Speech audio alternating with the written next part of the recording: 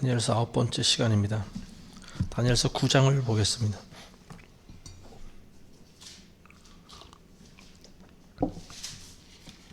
다니엘서 9장은 대부분의 내용이 이제 다니엘이 하나님 앞에 나와 회개 기도하는 그 내용이 나와 있는데, 다니엘의 기도문이라고도 볼 수 있어요. 근데 기도문 뒤에 하나님의 천사가 또 등장하죠. 가브리엘이 기도할 때. 그래서 70일에, 우리가 잘 아시는 70일에 70주에 대한 그 내용을 이야기해 주고 있습니다. 자, 우리 한 번씩 우리 1절과 2절을 한번 읽어보겠습니다. 메대인들의 씨 아하수에로의 아들 다리오가 갈대아인들의 나라를 통치하는 왕으로 책봉되었던 첫째 해, 곧 그의 7이 첫째 해에 나 다니엘은 주의 말씀이 선지자 예레미야에게 임하여 알려주신 연수를 책들로 깨달았나니, 즉 주가 예루살렘의 황폐함을 70년 만에 완료하시리라는 것이라. 자, 여기서 이제 보시면은 다니엘이 예레미야의 그 책을 읽었다라고 하는 것은 이제 우리가 알 수 있겠죠. 그래서 그 책을 읽다 보니까 하나님의 때를 깨달았다라고 하는 건데요. 그게 어떤 때냐? 예루살렘의 황폐함을 면하게 되는 때죠. 즉 이제 하나님께서 그 이스라엘에게 분노하신 그 징계의 때가 끝난다라고 하는 거죠. 그래서 다시 포로 생활에서 이제 돌아오게 된다는 그런 의미인데, 이 기간이 이제 70년이라고 하는 거예요. 자, 근데 1절에 보시면 그때가 언제냐? 아하수에로의 아들 다리오가 갈대아인들의 나라를 통치하는 왕으로 책봉되었던 첫째. 이때가 언제냐면 우리 지난주에 8장에 했었을 때 8장에서 보면은 다니엘이 환상을 보지 않습니까? 처음에 본 환상이 언제냐? 8장 1절에 보시면 벨사살 왕 7이 제3년. 벨사살 왕의 7이 제3년이 언제냐면 벨사살 왕이 이제 죽는 해입니다. 이때가 바로 바벨론의 마지막 해예요. 그러니까 이때가 다리오가 올라서는 그 해다, 이렇게 보면 될 것 같습니다. 뭐 학자들마다 약간의 이견이 있을 수가 있어요. 1, 2년 정도 또 차이가 나더라고요. 보니까 학자들마다. 근데 어쨌든 벨사살 왕 3년째 바벨론이 멸망당했고요. 그 해 다리오가 왕으로 올라섰다. 우리는 이렇게 보면 될 것 같습니다. 그러니까 이 8장에서 이 첫 번째 그 순양과 순염소의 환상을 보지 않습니까?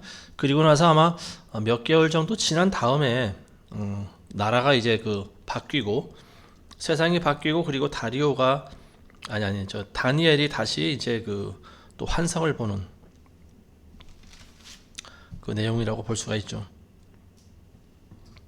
그래서 이 시기적으로 보면은 이때가 다리오 왕이 이제 처음 페르시아 바사 메데 제국이라고 하는 이제 그때 왕으로 올라서는 그때를 말하고 있는 거죠.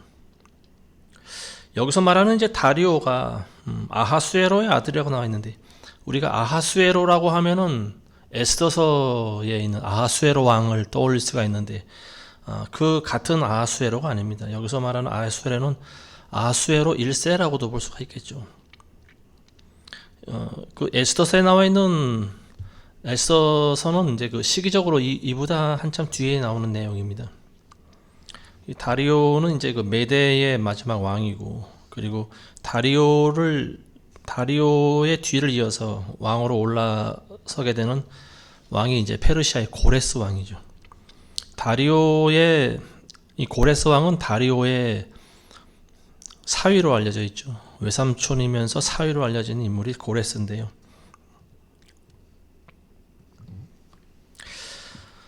자, 그래서 이 다니엘이 깨달은 게 있어요. 이게 뭐냐면은 예레미야서를 읽다 보니까 이제 70년 만에 하나님의 그 정하신 뜻이 완료되겠구나. 그러니까 하나님의 예루살렘이 황폐함을 면하게 된다라고 하는 거죠. 근데 우리가 여기서 잘 알아야 될 게 있어요. 이게 뭐냐면은 이스라엘에 대한 하나님의 징계가 완전히 끝난 것은 아닙니다. 단지 여기서는 예루살렘이 황폐하게 되는 것을 이야기하고 있는 거예요.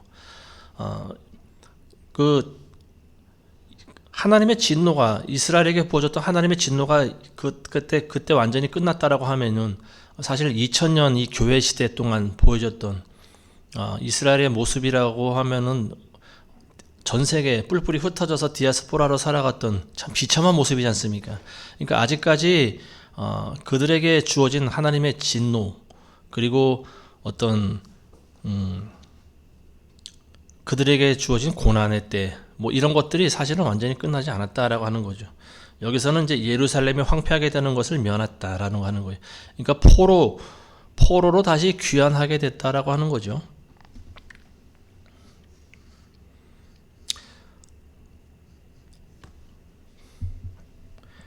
그러니까 이제 이때가 언제냐면은 BC 539년, 537년 뭐 요 정도 잡고 있어요. 537년에서 539년도로.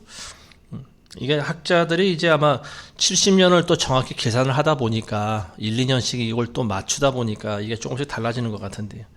다니엘이라고 하는 사람이 처음 바벨론으로 포로로 끌려왔을 때가 옛날 주석서에는 BC 605년이라고 나와 있는데요. 최근에 발행된 책에는 BC 606년이라고 나와 있습니다. 아마도 70년이라고 하는 것을 맞추기 위해서 아마 한 1, 2년 정도 이렇게 서로 땡기고 밀고 뭐 이렇게 한 것 같아요, 보니까. 어쨌든 BC 606년 다니엘이 처음 바벨론으로 포로로 끌려왔을 때를 BC 606년이라고 치면요, 그때부터 70년을 빼서 계산해 보면은 이제 요때가 537년경이 되겠다, 우리가 이렇게 볼 수가 있는 거죠. 자, 예레미야서에 있는 책들, 지금 우리가 보고 있는 성경책은 아니겠죠. 아마도 예레미야가 두루마리에 써서 기록했었던 그 선지자가 기록했던 그 두루마리 서신서를 읽지 않았을까 싶은데요. 예레미야서를 여러분들이 한번 보시기 바랍니다. 예레미야 29장 1절에 보시면은요,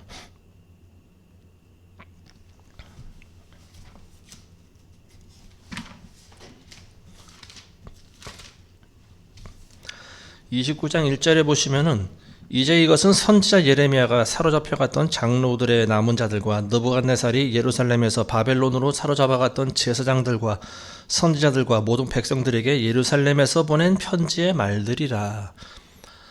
그러니까 이게 우리가 그 예레미야서를 이제 50장 지금 성경에 나와 있는 것 같이 이렇게 되는 것이 아니고, 이게 사실 옛날의 서신이라고 하는 것은 장절이 없죠. 그냥 쭉 하나로 연결되어 있는 그런 서신서인데요. 어쨌든 이 29장에 나와 있는 이 내용들을 다니엘이 봤다라고 하는 말입니다. 29장 10절에 보시면 이 내용이 나오죠. 주가 이같이 말하노라. 바벨론에서 70년이 차면 내가 너희를 찾아오리니 너를 향한 나의 선한 말을 실행하여 너희를 이곳으로 돌아오게 하리라. 이 예레미야서에 있는 말씀을 다니엘 선지자가 읽었다라고 하는 거예요. 그래서 그때 깨닫습니다. 70년이 되면은 하나님께서 우리를 다시 고향으로 돌아가게 하시겠구나. 자, 그래서 다니엘이 이제 3장부터 보면 다니엘이 기도하는 거예요. 그때부터. 왜냐하면은 자기가 요 책을 읽었을 때가 이제 70년이 다 됐다라고 하는 거죠. 그러니까 자기 나이를 역으로 계산해 보면 알 수 있지 않겠습니까? 이 다니엘이 아마 이 기도를 하고 얼마 안 있어서 세상을 뜨지 않았나 싶어요. 이 시대는 지금 요 다니엘 9장에 나와 있는 요때 다니엘의 나이는 80세가 넘었을 거라고 보여집니다. 왜냐하면은 BC 606년에 어린 소년의 나이로 바벨론의 포로를 끌려가지 않습니까? 그러니까 다니엘이 적어도 BC 620년경에 태어났다라고 하면은 역으로 계산해 보면 이때 나이가 80살 정도 됐을 때예요. 거의 다 살았을 때죠. 다니엘이 그리고 보면은요, 그 다니엘서 1장을 한번 보시면은요,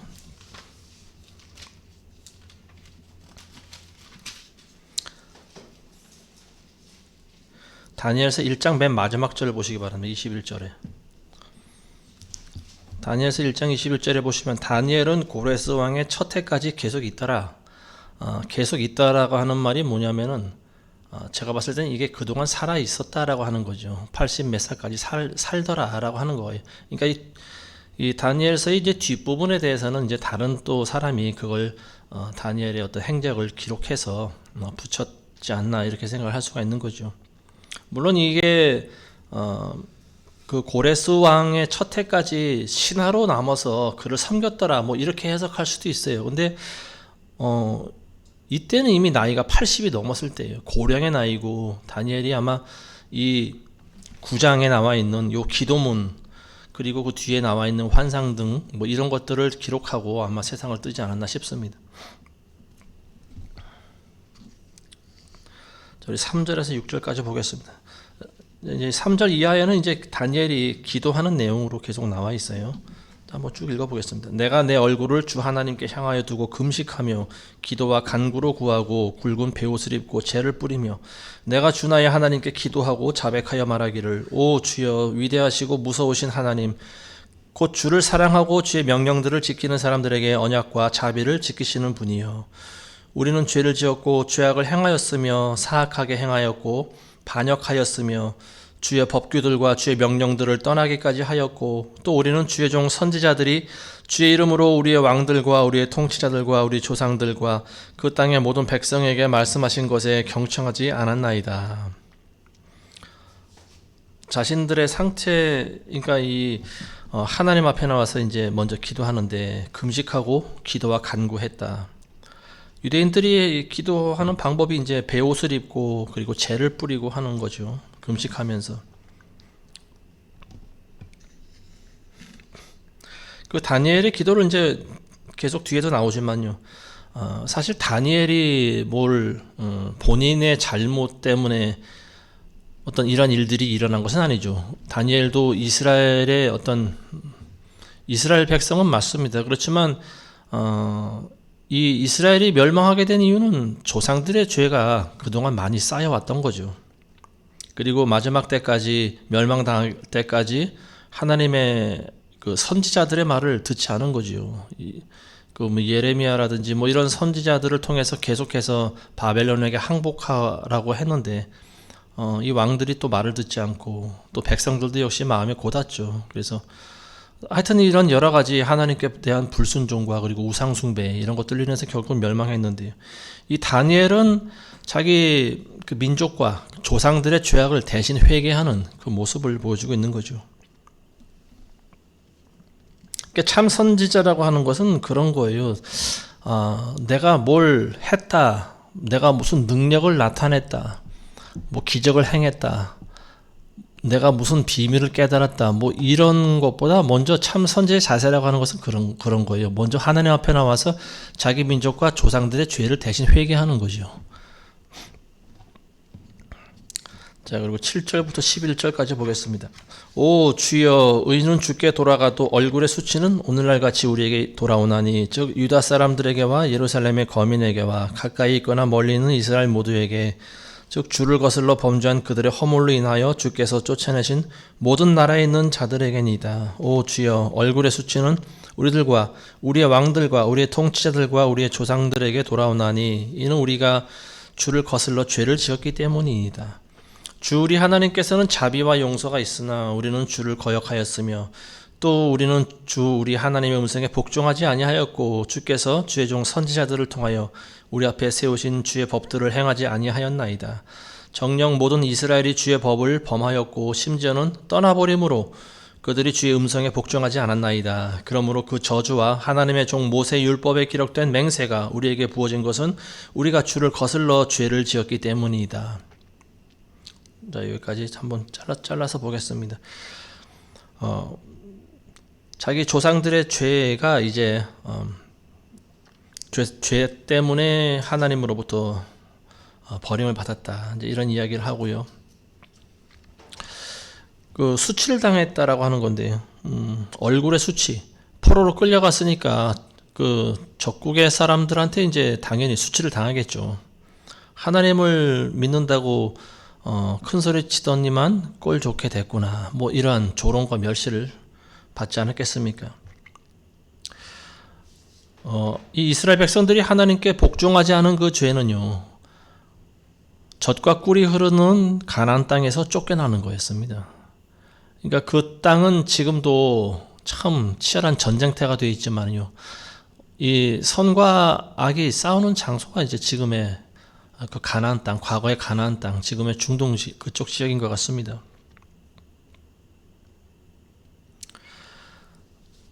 11절에 보면은 주의 음성에 복종하지 않은 그 죄 때문에 어쨌든 그 조상들이 지은 죄가 계속 쌓여왔고 또 그 당대에 지은 이스라엘 백성들의 죄악 때문에 지금 이 신세가 되었다라고 하는 거죠. 포로 신세가 되었다라고 하는 거죠. 자, 그래서 그 11절에 보면 하나님의 종 모세 율법에 기록된 맹세가 우리에게 부어졌다. 복종하지 않았기 때문에 율법에 기록된 맹세, 이게 어떤 맹세냐 하면은요, 그 레위기 26장 14절에도 나와 있고 또 신명기 28장 15절에도 나와 있어요. 우리가 잘 아시는 말씀인데요. 너희가 만일 너의 하나님의 음성에 경청하지 아니하고 내가 오늘 네게 명령하는 그분의 모든 계명과 그분의 규례를 지켜 행하지 아니하면 이 모든 저주가 네게 임하고 네게 미치리라. 이런 말씀이죠. 하나님의 명령에 불순종하면은 저주가 임할 것이다. 이게 지금 우리에게 임했다라고 이제 다니엘이 고백하고 있는 거예요. 그 다음에 계속 기도가 이어지고 있습니다. 12절부터 19절까지 한번 보겠습니다. 주께서는 우리에게 큰 재앙을 가져오심으로 우리가 우리를 판단했던 우리의 재판관들에게 말씀하신 주의 말씀을 확정하셨사오니 이는 온 하늘 아래서 예루살렘에 행해졌던 것과 같은 일이 행해지지 않았음이니이다. 모세 율법에 기록된 대로 이 모든 재앙이 우리에게 닥쳤으나 우리는 우리의 죄악들로부터 돌이키거나 주의 진리를 깨닫도록 주 우리 하나님 앞에 우리의 기도를 하지 않았나이다. 그러므로 주께서는 그 재앙을 지켜보셨고 그것을 우리에게로 가져오셨으니 이는 주 우리 하나님께서는 행하시는 모든 일에 있어 의로우시나 우리는 주의 음성에 복종하지 않았음이니이다. 이제 주의 백성을 능하신 손으로 이집트 땅에서 인도해 내시고 오늘날과 같이 명성을 얻으신 오 주 우리 하나님이여, 우리가 죄를 지었고 우리가 악하게 행하였나이다.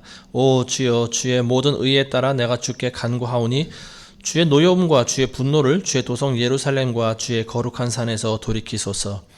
우리의 죄들로 인하여 또 우리 조상들의 죄악들로 인하여 예루살렘과 주의 백성은 우리 주위에 있는 모든 사람들에게 질책이 되었나이다. 그러므로 이제 오 우리 하나님이여, 주의 종의 기도와 그 간구를 들으시고 주를 위하여 그의 얼굴을 주의 황폐한 성소에 비치게 하소서. 오 나의 하나님이여, 주의 귀를 기울이시고 들으소서. 주의 눈을 뜨시고 우리의 황폐함과 주의 이름으로 불리는 그 도성을 보소서. 우리가 주 앞에 우리의 간구를 드리는 것은 우리의 의 때문이 아니고 주의 크신 자비 때문이이다. 오 주여 들으소서. 오 주여 용서하소서. 오 주여 경청하시고 행하소서. 오 나의 하나님이여, 주님 자신을 위하여 지연시키지 마옵소서. 이는 주의 도성과 주의 백성이 주의 이름으로 불려짐이니이다 하였더라. 19절까지 봤습니다. 자, 그래서 이제 다니엘의 기도를 우리가 쭉 보시면은 전체적으로 보면 어떤 회개의 기도를 했다라고 하는 것을 먼저 알 수 있죠. 그래서 하나님 음성에 복종하지 않은 그런 죄악이 있고, 그런 말미암아 율법의 이제 재앙이 그 저주가 우리에게 임했다라고 하는 거죠. 근데 여기서 13절을 우리가 한번 유념해 볼 필요가 있는데요. 13절 그 하반절에 보시면은 우리의 죄악들로부터 돌이키거나 주의 진리를 깨닫도록 우리 하나님 앞에 우리가 기도를 하지 않았나이다. 자, 이 말씀이 참 굉장히 중요한 부분이 아닌가 싶습니다. 우리가 참 무지했을 때 어떤 하나님의 어떤 진노가 우리 가운데 임할 수가 있다라고 하는 거죠. 근데 뒤늦게라도 그 사실을 알았으면 어떻게 되느냐? 하나님께 기도를 해야 된다라고 하는 거예요. 우리가 죄를 지었나이다. 하나님 우리를 용서해 주옵소서. 회개하고 이걸 기도를 해야 되는데 이스라엘 백성들은 어떻게 했냐 하면은 기도를 하지 않았다라고 하는 거죠. 그러니까 하나님께 나와 회개를 하지 않았다라고 하는 말이에요. 그러니까 재앙이 닥쳤을지라도 이들이 좀 회개 기도를 빨리 했으면은 아마도 포로로 끌려가는 신세까지는 좀 면하지 않았을까, 뭐 이렇게 볼 수도 있는 거죠.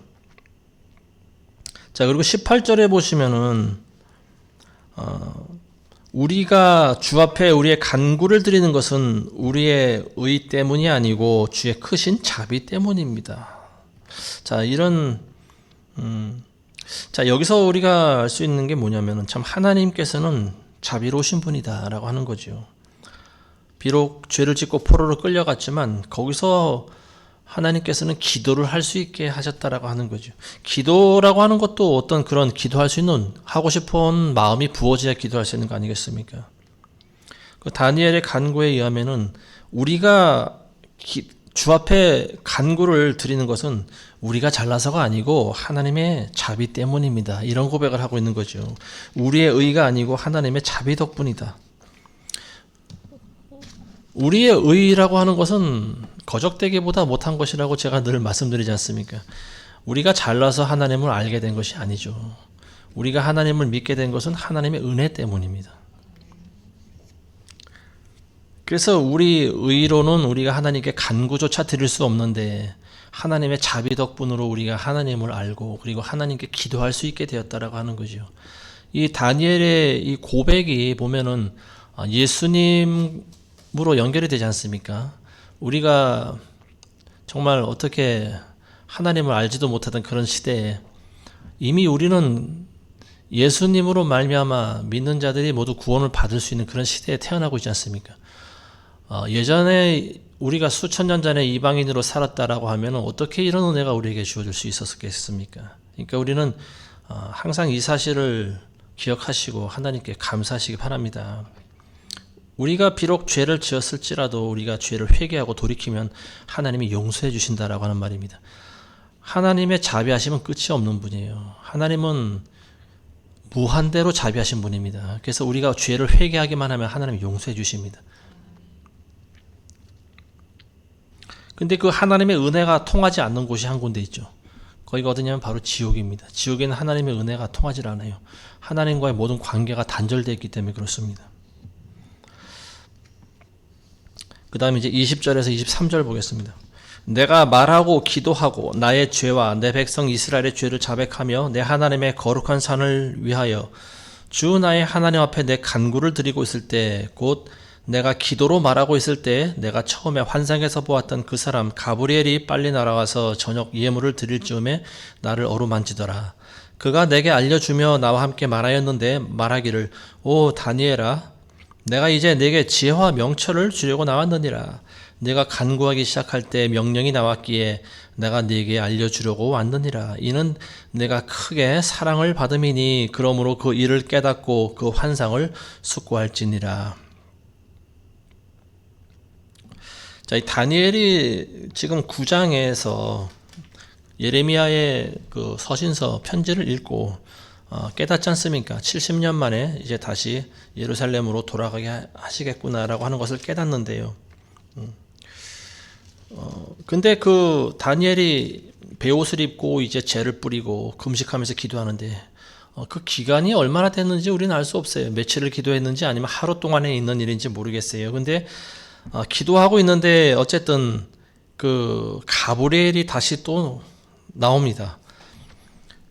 21절에 보시면은 기도로 말하고 있을 때 내가 처음에 환상에서 보았던 이게 이제 8장 지난 시간에 나눴던 8장에서 나왔던 그 을레강변에서 만났던 천사 가브리엘입니다. 그 가브리엘이 빨리 날아와서 저녁 예물을 드릴 즈음에 나를 어루만지더라. 자, 이런 얘기를 하고 있어요. 가브리엘이 빨리 날아왔다. 여기서 알 수 있는 게 뭘까요? 하나님께서는 기도하시는 자에게 빨리 응답을 주신다라고 하는 거죠.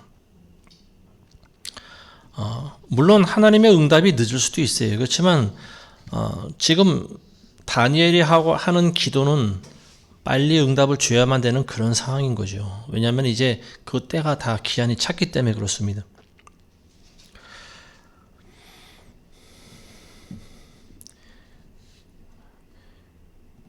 그 가브리엘이 와서 뭐라고 하는가 하면은요. 내가 너한테 지혜와 명철을 주려고 왔는데 23절에 네가 간구하기 시작할 때 명령이 나왔다 이런 말을 하고 있습니다. 기도를 시작할 때 이미 하나님의 명령이 떨어졌다라고 하는 거예요. 그러니까 이건 굉장히 놀라운 내용이죠. 하나님께서 우리가 하는 기도의 내용을 다 듣기 전에 이미 우리의 중심을 보신다라고 하는 말입니다. 그래서 우리가 하나님께 드려지는 그 기도가 그 내용도 중요하지만 하나님께서는 우리의 자세와 태도를 보신다라고 하는 거죠.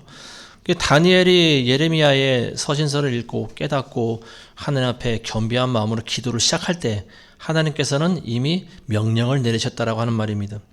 그래서 가브리엘이 그 하나님의 명령을 듣고 다니엘에게 빨리 그 70일에 대한 그 내용을 설명해 주기 위해서 날라왔다라고 하는 거예요. 근데 그 이유가 있습니다. 그게 뭐냐면 하반절에 23절 하반절에 이는 내가 크게 사랑을 받음이니 그러므로 그 일을 깨닫고 그 환상을 숙고할지니라. 다니엘이 하나님께 크게 사랑을 받은 자였다. 이렇게 알 수 있는 거죠. 자, 성경에도 보면은 하나님께서 다니엘을 언급하시는 내용이 몇 군데 나오는데요. 에스겔서 14장 14절에 보시면요. 그런 말씀하고 있습니다. 비록 노아와 다니엘과 욥 이 세 사람이 그 땅에 있다 할지라도 그들은 그들의 의로 말미암아 자신들의 혼들만을 구해낼 뿐이니라. 주 하나님이 말하노라. 자, 노아, 다니엘, 욥 이 세 사람을 이름을 이 실명을 특별히 언급한 걸 봤을 때 하나님께서 이들을 사랑했다라고 하는 것을 알 수 있겠죠. 이 사람들의 특징이 있죠. 이 사람들은 당대 의인이라고 불렸던 사람들입니다. 그러니까 대다수가 죄의 길로 걸어갈 때 이 특정한 소수의 사람들, 하나님께 순종한 사람들, 하나님의 진리를 추구하는 사람들, 이런 사람들 하나님이 사랑하신다라고 하는 거죠. 그리고 자기 죽기까지 자기 목숨을 돌보지 않고 하나님의 명령에 순종한 그런 선지자들.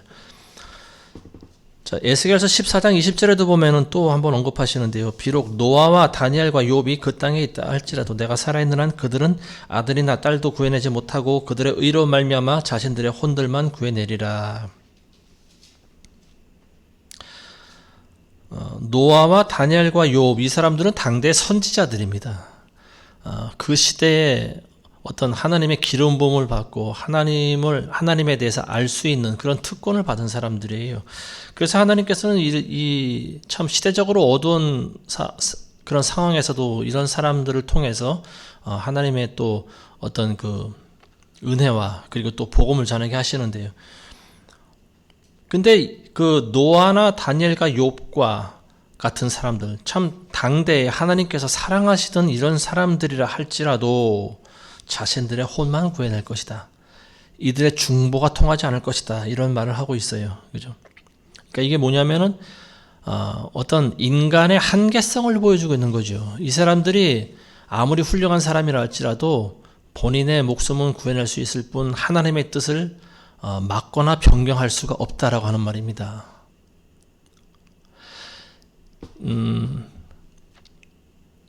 이 땅에 선지자로 수많은 사람이 왔는데요. 마지막 선지자로 온 사람이 누굴까요? 예수님이시죠. 이 땅에 마지막 선지자로 온 사람이 예수님입니다. 근데 예수님은 조금 다르신 분이죠. 노아나 다니엘과 욥과는 좀 다른 분입니다. 예수님은 하나님의 독생자시고, 그리고 예수님이 이들과 다른 것은 인간들의 죄를 사하기 위해서 대신 속죄 제물이 되셨다라고 하는 거죠. 그래서 예수님의 중보를 하나님이 들으시는 거예요. 노아나 다니엘과 욥이 이 사람들이 아무리 훌륭하다 할지라도 자신들의 목숨밖에 구하지 못한다라고 하는 거예요. 이미 그 하나님의 그 멸망이 작정되면은 이 사람들이 아무리 중보해도 이스라엘 민족은 멸망할 수밖에 없다라고 하는 거죠. 근데 종종 하나님께서 이 신약의 시대에 보시면은요, 참 그 은혜를 많이 곳곳에 부어주시는데 그 이유가 바로 예수 그리스도 덕분이라고 하는 겁니다. 예수님은 하나님의 독생자시면서 마지막 선지자시고 또 유대인의 왕이 되시는 분이죠. 다윗의 자손으로 오신 유대인의 왕이고 마지막 선지자로 보실 수 있는 사람이 예수님이십니다. 그래서 예수님의 그 중보 덕분에 저와 여러분들이 살아가고 있는 줄로 믿습니다. 예수님의 은혜가 임하지 않고서는 우리의 기도가 하늘에 상달될 수가 없어요.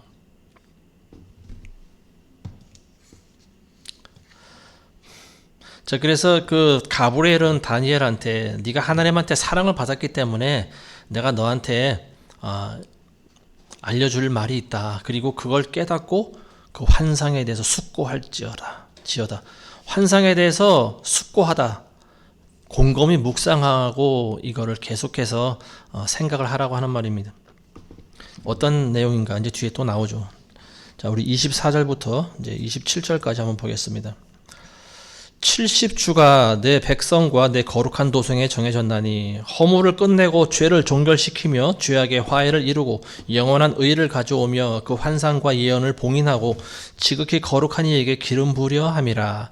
그러므로 알고 깨달으라. 예루살렘을 복원하고 건축하라는 그 명령이 나오는 때부터 메시아 통치자까지 7주와 62주가 될 것이요 그 거리와 그 성벽이 재건되리니 곧 고난스러운 때들이라. 62주 후에는 메시아가 끊어질 것이나 자신을 위해서가 아니요 또 장차 올 그 통치자의 백성이 도성과 성소를 파괴하리니 그 끝은 홍수로 뒤덮일 것이요 그 전쟁의 끝에는 황폐함이 정해졌느니라. 그가 많은 사람들과 더불어 한 주 동안 언약을 확정하고 그 주의 중간에 그가 희생자와 예물을 금지시킬 것이요 그는 가증함을 확산시킴으로 황폐케 하리니 진멸할 때까지 할 것이며 정해진 것이 황폐케 한 자에게 쏟아지리라 하더라. 자, 여기서 이제 그 가브리엘이 갑자기 뜬금없이 70주가 정해졌다 이런 말을 하고 있습니다. 자, 이 70일에 70주라고 하는 거, 일회라고 하는 것이 7을 말하는 거 아니겠습니까? 한 주간, 일주일이 이제 7일로 되어 있는데 70주라고 하는 것은 70주는 70 곱하기 7을 한다라고 하는 거죠. 그러니까 77이 49, 49일을 말하는 건데요. 70주라고 하는 것은 아니죠. 490일이죠. 일수로 계산하면 490일인데 성경에서는 하루를 1년으로 계산했습니까? 그러니까 이게 490일은 곧 490년이 되는 거예요. 자, 490년에 내 백성과 내 거룩한 도성에 정해졌다. 예루살렘이죠. 이스라엘. 예루살렘에 정해진 기간이다. 자, 먼저 이제 문자적으로 해석을 해보면요. 70일이라고 하는 이 기간은 이스라엘을 위한 기간이다라고 하는 것을 알 수가 있겠죠. 그러면은 왜 오늘날 전 세계가 왜 이렇게 마지막 때에 대해서 많은 관심을 보일까? 우리는 이런 생각을 해볼 수도 있는 거죠. 이제 그 부분에 대해서는 이제 조금 이따가 나누도록 하겠습니다.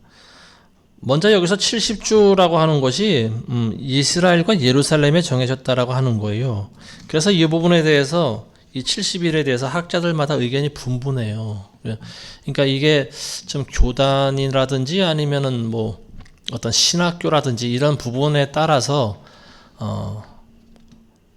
참 의견이 다른 것 같아요. 그러니까 이 부분을 문자적으로 해석해서 어떤 학자들은 이거는 이방인들에게 주어진 시간이 아니고 오직 유대인들, 그 당시 유대인들에게만 주어진 시간이다. 그래서 뭐 이렇게 이야기하는 학자들도 있어요. 자, 어쨌든 이 기간의 의미가 뭐냐 하면은요, 먼저는 포로 기한과 관련이 되어 있는 거죠. 포로가 돌아오게 되고 성전이 중건하게 되는 거죠. 그리고 또 이 70일의 기간 동안에 또 일어난 일이 뭐냐면 그리스도의 성육신 사건이 또 거기 들어가 있고요. 그리고 마지막으로 로마에 의한 성전의 파괴가 나와 있고, 그리고 또 이제 적그리스도가 출현하고 그리스도의 재림 요 사건까지를 우리가 포함할 수 있는데, 근데 이제 이게 70일에가 유대인들에게만 국한된 것이다라고 주장하는 사람들은 적그리스도의 출현과 그리스도의 재림 여기까지는 이제 보질 않고 있는 거죠. 그래서 그 로마에서 성전이 파괴된 거, 그리고 신약의 시대가 이제 곧 열리게 된 것이다. 뭐 이렇게 주장하고 있는 거죠. 자, 공통적으로 이미 성경에 기록된 70일의 비밀은요, 69일에까지는 이미 성경에 기록되어 있어요. 그게 뭐냐면은 7일에 그리고 62일에가 이미 이루어졌기 때문에 그렇습니다. 물론 다니엘 요 시대는 이루어지지 않았죠. 자, 그래서 25절에 보면은 그러므로 알고 깨달으라. 예루살렘을 복원하고 건축하라는 그 명령이 나오는 때부터 메시아 통치자까지 7주와 62주가 될 것이요. 7주와 62주면 69주입니다. 69주면은 어쨌든 이걸 계산해 보면 483년이 나와요. 70주가 490년이지 않습니까? 거기서 7년을 빼면 483년이 나옵니다. 그래서 이제 이거를 역으로 계산해서 메시아 통치자까지가 이제 69주가 끝난 것이다. 우리가 이렇게 알 수 있는데요. 근데 이제 여기서도 또 계산하는 또 방식에 따라 조금씩 차이가 나죠. 예수님이 기름 부음 받은 때가 언제냐, 예수님이 사역을 마치신 때가 언제냐, 뭐 이걸로 또 따지기도 하고 그래요. 그러다 보니까 몇 년씩 또 차이가 나기도 합니다.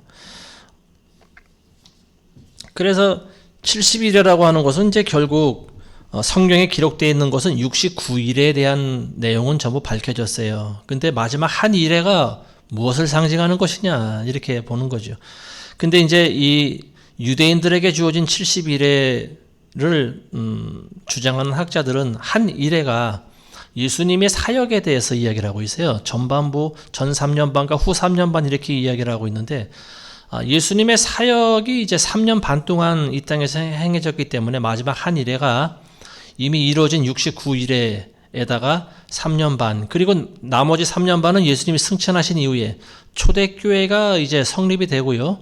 그리고 어떤 일이 있었는가 하면은 예루살렘에서 스데반 선지자가 돌을 맞아 죽습니다. 그래서 그때부터 교회가 이제 전 세계로 퍼져나가게 되는 계기가 되지 않습니까? 그 해를 후 3년 반으로 잡는 거죠. 박해 때죠. 그래서 7년을 한 일회로 계산해서 7주와 62주와 그리고 한 주 이렇게 해서 71회가 이미 완성이 되었다 이렇게 주장하는 사람이 있습니다. 근데 그것도 참 설득력이 있는 말씀인 것 같아요. 문자적으로만 해석하면 그것도 좀 일리는 있다고 보여집니다. 근데 이제 우리가 이 70일에 대한 비밀을 알기 위해서는 성경에 기록되어 있는 대로 25절에 있는 말씀을 우리가 먼저 알아야 되는데요. 예루살렘을 복원하고 건축하라는 그 명령이 나온 때가 언제냐라고 하는 거지요. 우리가 일반적으로 알고 있기로 고레스 칙령에 대해서 알고 있는데요. 근데 고레스만 칙령을 내린 게 아니에요. 보면은 그 에스라라든지 느헤미야서라든지 여기에 보면은 그 아닥사스다라고 하는 왕이 또 나옵니다. 그러니까 처음에 고레스 왕이 칙령을 내린 게 에스라서 1장에 나오는데요. 이때가 언제냐면 기원전 538년경으로 잡습니다. 그래서 예루살렘이 이제 70년의 세월을 다 채우고 고난의 세월을 채우고 이제 다시 복귀하게 되는 때를 이야기하고 있는 거죠. 이게 이제 바로 그 제 1차 포로 귀환의 때다 이제 이렇게 볼 수가 있는데요. 처음 포로 귀환이 있었던 때가 이제 BC 536년경으로 잡습니다. 꼭 70년 만에 돌아가는 게 되는 거죠. 그리고 그때가 고레스 칙령이 바로 있고 난 다음의 일이죠. 그런가 하면은 기원전 457년에요. 그러니까 고레스 칙령이 있고 나서 한 80년경이 지난 다음에 아닥사스다 왕의 시대 그때 또 칙령이 내리는데 그게 이제 에스라에게 내린 칙령이죠.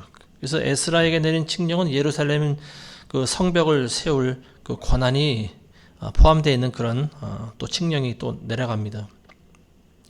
자, 그리고 이 일 후에도 또 그 느헤미야가 또 받는 그 고레스 그 뭡니까? 기원전 445년경에 있었던 또 그런 칙령이 있는데 영어로부터 받는 게. 자, 이게 이제 그 성경에 보면은 그 에스라서에 나와 있고 느헤미야서에 나와 있고 그리고 또 예루살렘을 중건하라는 내용이 이제 이런 부분에 나와 있는데요. 자, 이걸 통해서 보면은 여기서 말하고 있는 다니엘서에 나와 있는 그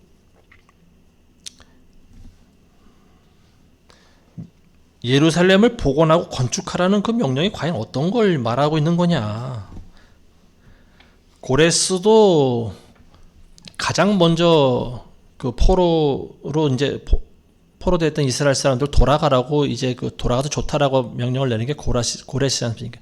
그 돌아가서 그때부터 이제 그 포로 귀환이 시작됐는데요. 이게 역사적으로 보면 포로 귀환이 그 시대에만 있었던 것이 아니고 또 그 왕조를 거치면서 총 3번에 거쳐서 크고 작은 포로 귀환이 일어나고 있어요.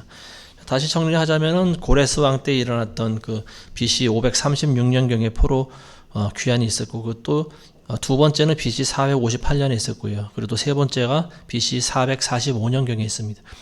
445년 근데 이게 또 학자들마다 조금씩 연도가 또 달라요. 445년이라고도 나와 있고 444년이라고도 기록되어 있고. 그러니까 1년, 2년씩의 차이가 좀 있는 것 같습니다. 그러니까 이제 이런 것들을 제가 내린 결론은 그거예요. 이 연도라든지 숫자라든지 여기에 너무 집중하다 보면은 큰 그림을 보지 못하겠다라고 하는 생각이 듭니다. 그러니까 이거는 참 어찌 보면은 무익한 논쟁이 될 수밖에 없는 거죠. 숫자 노름이라고 하는 것은 결국 무익한 거죠. 저는 그렇게 봅니다. 그래서 이 마지막 때에 대한 이 비밀을 우리가 풀었다고 해서 누가 상 주는 것도 아니고, 그리고 그 사람에게 뭐 하나님의 어떤 큰 상급이 주어지거나 그런 것은 아니죠. 그리고 지금 시대에 이거를 정확히 100% 알 수 있는 사람이 없다. 저는 이렇게 보여집니다. 아직까지 이 예언의 말씀이 지금 다니엘 시대는 완전히 봉해진 상태예요. 그러니까 이거에 대해서 다니엘이 말한 그 환상과 계시를 사실은 누구에게도 알리지 않았다라고 하는 거죠. 그리고 이런 것들이 뒤늦게 이제 나중에 알려지게 되면서, 그리고 또 교회 시대 2000년을 거치면서 이 비밀이 이제 점점 풀려지고 있는 그 시대를 살아가고 있는데요.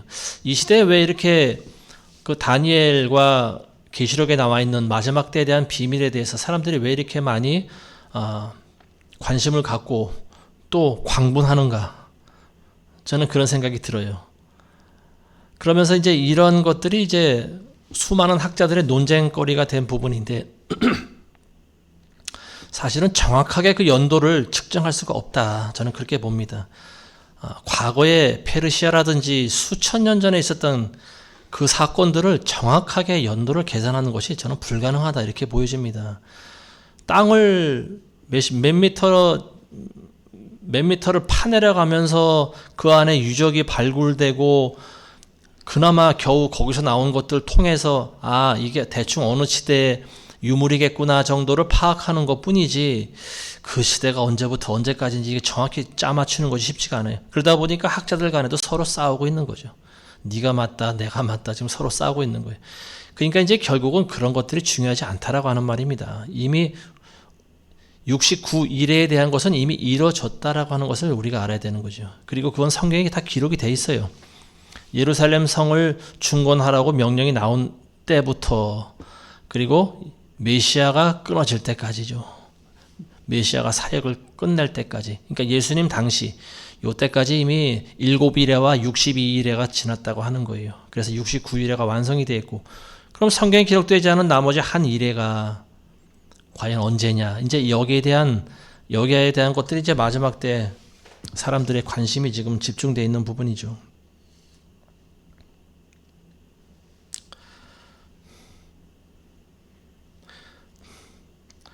여기에 대한 것들은 이제 우리가 다음 시간에도 계속 어떤 그 숫자와 환상이 나오기 때문에 이제 살펴볼 텐데요.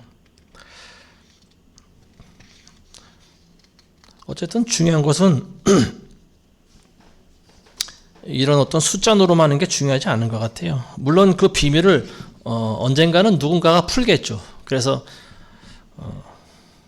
근데 그렇게 푼다 하더라도 그게 어쨌든 본인에게 있어서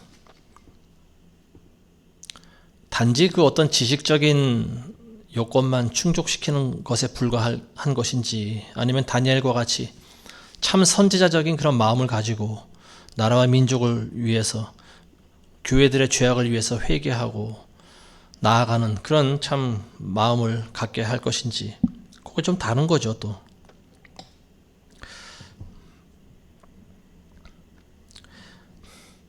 어쨌든 이걸 이제 숫자적으로 계산을 해보면은 예수님의 사역 그때까지가 483년이 이제 다 끝나는 때고요. 마지막 한 일에 대해서 학자들이 주장하기로는 아직 한 일회가 남았다 이렇게 주장하는 사람들도 있죠.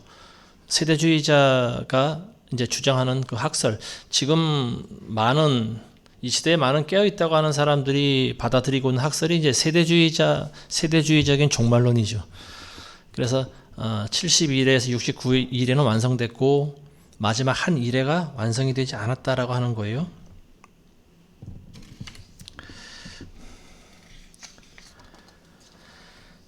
그러면은 왜 이제 이런 질문을 또 할 수가 있죠. 70일이라고 하는 것이 어떤 세월의 연속성으로 보면은 왜 중간에 69일에가 있고 마지막 한 일회가 중간에 떨어져 있는가? 이제 그래서 70일회를 연속으로 해석하는 것이 맞다라고 하는 것이 이제 아까도 말씀드린 것 같이 70일회가 오직 유대인들에게만 주어진 때다. 이렇게 해석하는 사람들의 주장이고요. 자, 그런가 하면 이제 이거를 조금 확대 해석한 좀 세대주의적인 입장에서는 중간에 교회 시대가 들어있다라고 하는 거예요. 그래서 성경에는 한 일에 대한 부분이 명확하게 기록이 되지 않았고, 이게 바로 마지막 7년 때 있을 적그리스도가 등장해서 7년 조약을 맺을 때, 이거를 이제 마지막 때 한 이래로 보는 거죠. 근데 이제 이것도 지금 이 시대를 살아가는 우리에게 있어서는 이 말씀을 우리가 귀담아 들어야 될 것 같아요. 70년이라고 하는 것이 70일이라고 하는 것이 유대인들에게만 적용되는 거라고 보면 이미 끝난 거예요. 이거는 유대인들이 예루살렘으로 귀환하는 걸로서 이제 이미 끝난 거죠. 근데 그 뒤에 있는 말씀을 보면은요, 예수님께서도 다니엘서를 언급하신단 말이죠. 그리고 예수님 하신 그 말씀을 우리가 마태복음 24장에 있는 말씀을 읽다 보면은 적그리스도에 대한 내용을 또 예수님도 언급을 하고 계세요. 선지자 다니엘이 말한 바 멸망에 가증케 한 것이 우뚝 선 것을 보고도 너희는 도망가라, 뭐 이런 말씀하고 계시지 않습니까? 이거는 그러니까 그 유대인들에게만 적용되는 걸로 보는 분들은 이제 그 내용에 대해서 다니엘서에 나와 있는 것과 같이 7년의 절반 기간 동안 제사와 예물을 폐하고 이거를 이제 적그리스도로 해석하지 않고 예수님의 그 부분에 대해서는 이제 누굽니까? 나중에 로마 장군 티투스 AD 70년에 예루살렘을 와서 전부 성벽을 함락했던 로마의 티투스 장군 있지 않습니까? 이 티투스를 적그리스도로 이제 비유하고 있는 거죠. 근데 물론 그 말도 맞아요. 역사적으로 이미 한번 성취된 일입니다. 이거는 로마의 티투스를 통해서 이미 한번 예루살렘이 멸망당했고, 또 그 티투스가 예루살렘에 와서 또 많은 가증스러운 일들을 했죠. 제사를 지내지 못하게 하고, 또 가증한 그 더러운 피로 하나님께 제사를 드리게도 하고, 어쨌든 성전을 더럽혔습니다. 그 말이 맞긴 맞아요. 근데 이 시대에도 그런 그 말이 적용되는가 하면은 우리는 그거보다 확대 해석을 할 필요가 있는 거죠. 마지막 때 적그리스도가 온 인류와 더불어 맺게 될 그 7년 환란 한 일에, 이걸 우리는 봐야 되는 거죠. 그럼 거기에 대한 근거가 어디에 있느냐? 그럼 왜 중간에 2000년이라고 하는 세월을 굳이 집어넣어서 해석할 필요가 어디에 있느냐? 거기에 대해서 우리가 이제 굳이 한번 살펴보자면은요, 저는 그런 생각이 들어요. 예수님의 사역이라기보다 하나님의 어떤 그 경륜을 설명할 때, 하나님은 참 좋으신 농부다. 제가 언젠가 그런 말씀을 드린 적이 있지 않습니까? 농사 짓는 비유를 예수님께서 많이 하시는데요. 하나님은 참 좋으신 농부다. 근데 이 농부가 농사를 지을 때 절기를 따라서 농사를 짓는다라고 하는 거죠. 그래서 유대인들의 그 절기를 보면은 큰 절기들이 이제 7개가 있는데, 구약에는 이제 기본 그 대표적인 절기가 3개 있었고, 이제 신약 시대에 와서까지 예수님이 오시면서 성취하게 된 그 절기가 또 포함이 돼서 7개를 이제 보면은요, 크게 나누면은 봄 절기가 4개가 있고, 또 하반절에 가을 절기가 3개가 남아 있습니다. 근데 예수님의 사역을 통해서 이미 봄 절기에 그 농사가 끝났다라고 하는 거예요. 봄 절기에 해당하는 절기가 어떤 게 있을까요? 6월절이 있죠. 처음에 6월절이 있고, 무교절이 있고, 초실절이 있고, 그다음에 칠칠절이 있죠. 자, 오순절 성령 강림 사건까지 해서가 이제 이 4절기가 끝났는데, 가을 절기가 이제 곧 언제부터 시작되느냐? 가을 되면은 나팔절로부터 시작됩니다. 그리고 나팔절과 속죄일과 초막절 3개가 남았는데요. 그 4개의 절기가 끝나고 나면은 중간에 한 서너 달 기간이 중간기라고 하는 게 있어요. 그때는 여름에는 그러니까 태양력으로 치면 여름이죠. 여름 때는 절기가 없어요. 그러면은 이때 이 여름의 기간 동안 한 서너 달 동안 뭘 하느냐? 이게 이제 열매가 있기를 기다리는 때예요. 이걸 중간기라고 보는 거죠. 그리고 그때가 바로 지금 이방인의 때고 교회 시대다, 이렇게 보는, 영적으로 해석하면 이제 그렇게 볼 수 있는 거죠. 그래서 지금 우리가 기다리고 있는 것은 나팔절을 기다리고 있는 건데, 나팔절이라고 하는 것은 휴거를 상징하는 것이고, 그 다음에 속죄일은 7년 대환란, 그리고 마지막 초막절이라고 하는 것은 천년 왕국을 상징하는 것이다. 이렇게 볼 수가 있는 거죠. 자, 에베소서 3장 3절 이하에 보시면 이런 말씀이 있어요. 이것은 그분이 계시로 내게 신비를 알게 하신 것이며 내가 전에 간략하게 쓴 것과 같으니 너희가 읽을 때 거기서 그리스도의 신비 안에 있는 나의 지식을 이해하게 되리라. 그것이 성령으로 그의 거룩한 사도들과 선지자들에게 지금 계시된 것처럼 다른 시대에서는 사람들의 아들들에게 알려지지 아니하였으니 이는 이방인들이 복음을 통하여 그리스도 안에서 공동 상속자가 되고 한 몸이 되며 그의 약속의 동참자가 된다는 것이라. 자, 사도 바울 선생이 한 가지 신비를 이야기한 게 있어요. 그게 뭐냐면요, 그리스도 안에서 이방인들도 하나가 된다라고 하는 거죠. 그래서 우리가 아까 다니엘이 말한 그 72일이라고 하는 것이 단지 유대인들에게만 국한된 것이 아니고 그리스도 안에 있는 자들에게는 유대인이나 이방인이나 모두가 하나라고 하는 거예요. 그러니까 이 70일이라고 하는 것이 이방인들에게도 적용된다라고 하는 말이죠. 이해가 되시죠? 그래서 우리가 이 마지막 때에 대해서 이 다니엘의 예언과 계시록에 있는 부분들, 이방인들도 그렇게 그 어떤 관심에 참 관심사가 되고 있는 부분이 아닌가 싶습니다. 예수님께서 마태복음 24장에 보시면 24장 15절 이하에 보시면은 이런 말씀하시는데요. 너희가 선지자 다니엘을 통해 말씀하신 멸망에 가증한 것이 거룩한 곳에 선 것을 보리니 그때 유대에 있는 자들은 산으로 도망하라. 지붕 위에 있는 사람은 집 안에 있는 물건을 가지러 내려가지 말고 들에 있는 사람은 자기 옷을 가지러 돌아가지 말라. 그날에는 아이를 뵌 자들과 젖먹이는 자들에게 화가 있으리라. 너희는 피난하는 일이 겨울에나 안식일에 일어나지 않도록 기도하라. 이는 그때 대환란이 있으리니 그와 같은 것이 세상이 시작된 이후로 지금까지 없었으며 또 결코 없을 것이기 때문이다. 자, 예수님이 여기서 대환란에 대해서 말씀하고 계시죠. 그러니까 이게 다니엘이 말한 70일의 그 기간, 그게 유대인들에게만 국한됐다라고 하면은 예수님께서는 굳이 이 말씀을 하실 필요가 없다 이렇게 보입니다. 그리고 물론 이게 예수님의 사역이 아직 끝나기 전이기 때문에 유대인들에게만 해당된 것이다 이렇게 주장할 수도 있겠지만은 근데 24장 21절에 보시면은 대환란에 대해서 예수님께서 뭐라고 말씀하시냐면은 이 세상이 시작된 이후로 지금까지 없었고 결코 없을 것이다 이런 말씀하십니다. 이게 뭐냐면 이 세상이 끝날 때 있을 일이다라고 하는 말이죠. 자, 그래서 이 마지막 때 한 일이라고 하는 것은 이방인들에게 이제 그 성전이 짓밟히게 되는 그 때를 이야기하고 있는 거고요. 이제 이것을 이제 어떤 학자들은 예수님 당시에 이미 로마의 티투스 장군에 의해서 이미 확 이루어진 일이다 이렇게 이야기하고 있는데요.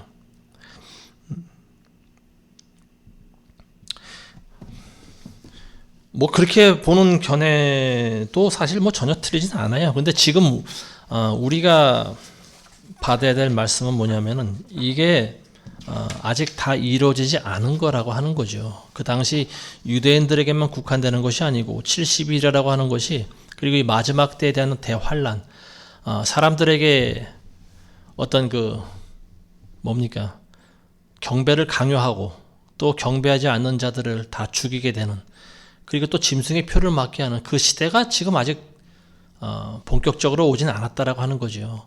그러니까 예수님이 말씀하신 걸로 미루어 보면은요, 영적으로는 이게 아직 이루어지지 않은 부분이다 이렇게 보입니다. 아직 유대인들이 지금 완전히 회복이 되지 않았지 않습니까?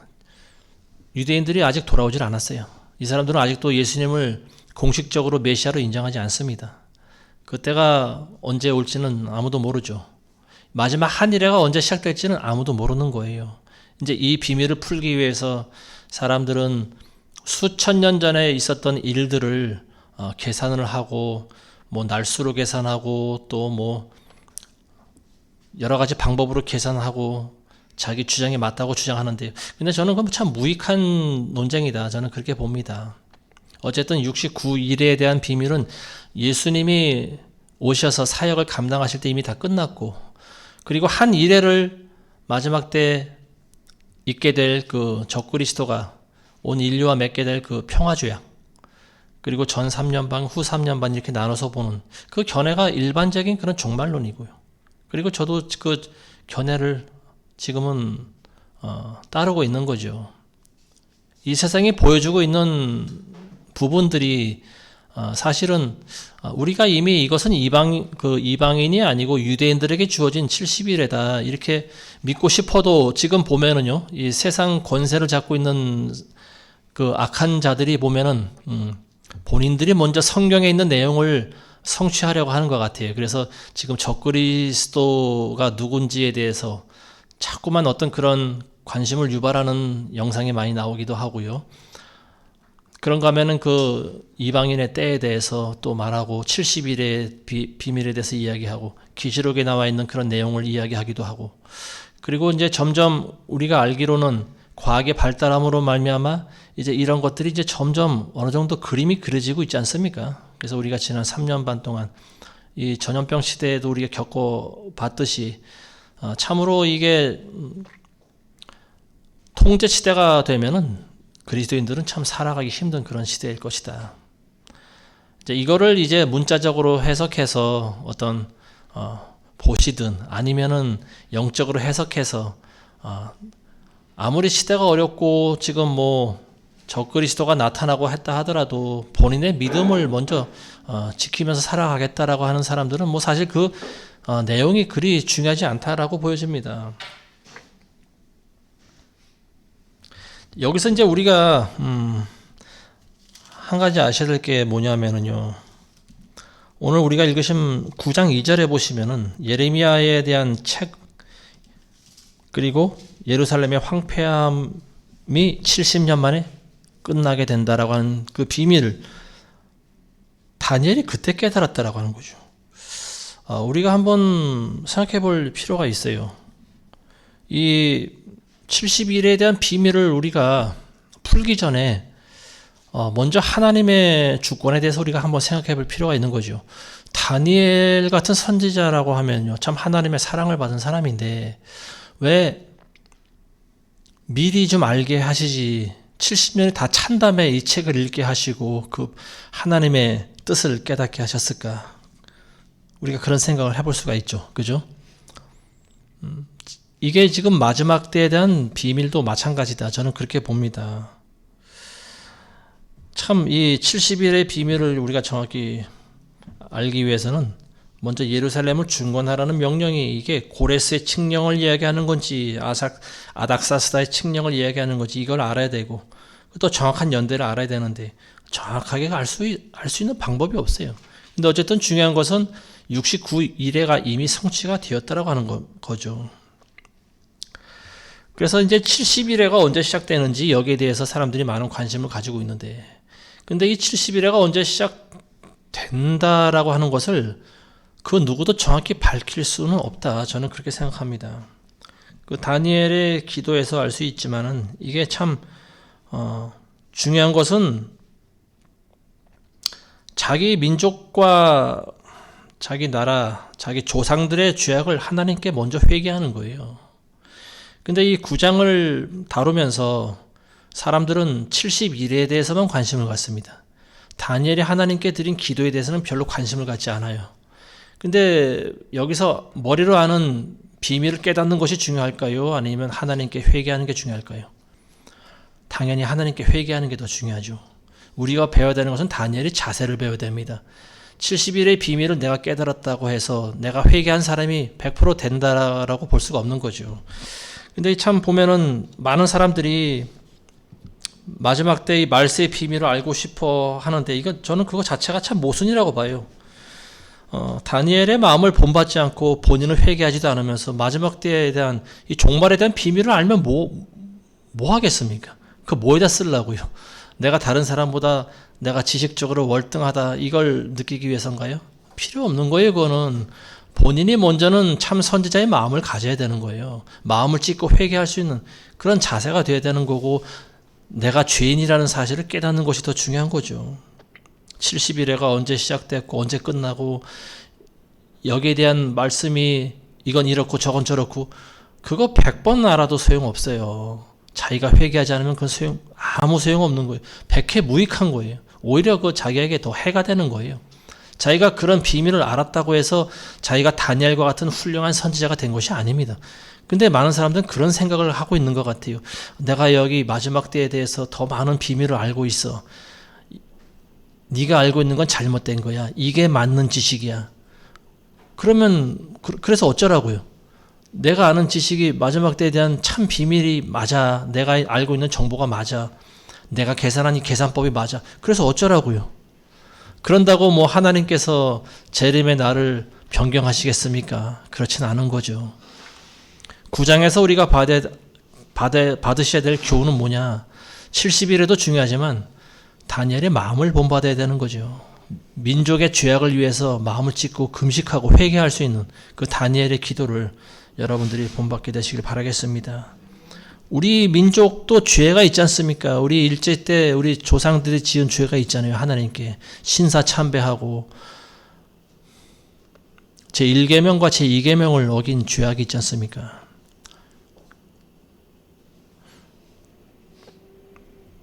그리고 오늘날에도 그 죄가 계속 흐르고 있죠. 교회들의 배교죄.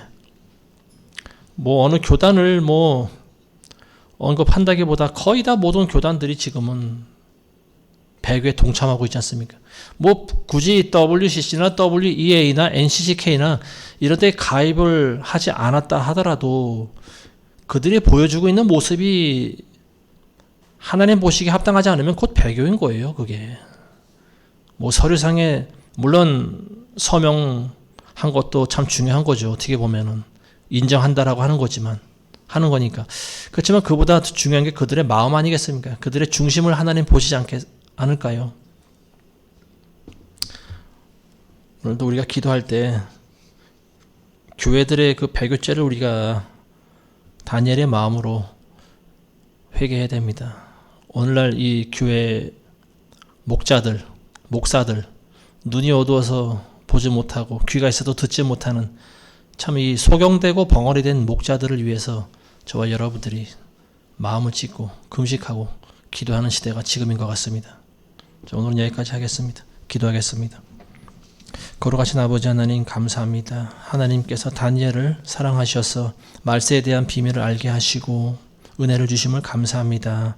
마지막 때 우리에게도 그러한 지혜와 또 지식을 허락해 주시기 원합니다. 그러나 그보다 먼저 다니엘이 가진 참 선지자다운 마음을 갖게 하시고 나라와 민족을 위해 조상들의 죄악을 대신 회개하게 하시고 겸손한 마음으로 하나님께 나아갈 수 있는 그런 우리 모든 교회들이 다 되게 도와주시옵소서.